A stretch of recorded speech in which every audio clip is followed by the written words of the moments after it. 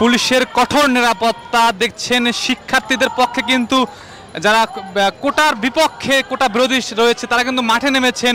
আপনারা দেখছেন যে এর মধ্যে লাল কাপড় উপরে কিন্তু বামপন্থী যারা রয়েছেন এবং তারা মাঠে নেমেছেন। শত শত পুলিশ কিন্তু 0 পয়েন্ট যে সচিবালয় রয়েছে সেখানে কিন্তু দাঁড়িয়ে রয়েছেন। আপনারা দেখছেন পুরো সর্বোচ্চ প্রস্তুতি নিয়ে কিন্তু পুলিশ প্রশাসন কিন্তু রয়েছে এবং বেশ কিন্তু চাপে রয়েছে কিন্তু আন্দোলনকারীরা। তারা কিন্তু খোঁজ খবর রাখছেন এবং পুলিশ সদস্যরা কিন্তু তাদেরকে কিন্তু কোনো রকমে দেখছি আমরা কোনো বাধা সৃষ্টি করেনি।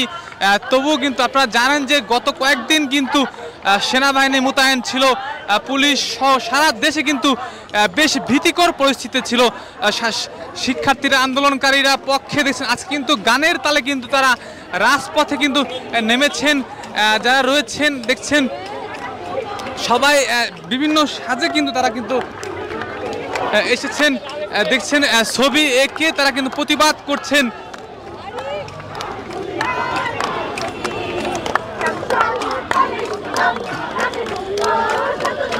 দেখছেন গানের তালে তালে কিন্তু তারা কিন্তু প্রতিবাদ কিন্তু করছেন। তুই ছাত্র খুনি দেখছেন রয়েছে কাঁধে দেখাও জেল হত্যার পুরো রাষ্ট্রই তো কারাগার, এমন কিন্তু প্রতিবাদ করছেন। আমরা যদি দেখাই দেখছেন দেখছেন এমন কিন্তু আমরা দেখানোর চেষ্টা করছি। রাস্তায় কিন্তু সবাই নেমে কিন্তু তারা বসে পড়েছে। এই মুহূর্তে কিন্তু পুরো পল্টন সামনের এর রয়েছে নয়াপল্টনের সামনে রয়েছে গুলিস্তানের যে মধ্যবর্তী অঞ্চল সচিবালয়, এখানে সেখানে কিন্তু দেখছেন শত শত মানুষ এবং কোটার বিপক্ষে শিক্ষার্থী হত্যার বিপক্ষে তারা কিন্তু আজ কিন্তু গণজোয়ার তুলছেন। আমরা যদি গানের তালে তালে কিন্তু তারা কিন্তু সামাজিক সংগঠনের যৌথ উদ্যোগে এবং প্রতিবাদ তুলছেন দেখছেন। আমরা যদি দেখাই সাধারণ এই যে আজকে রাস্তায় যারা নেমেছে সাংস্কৃতিক মানুষ রয়েছে, শিক্ষার্থী রয়েছে, তারা কিন্তু দেখছেন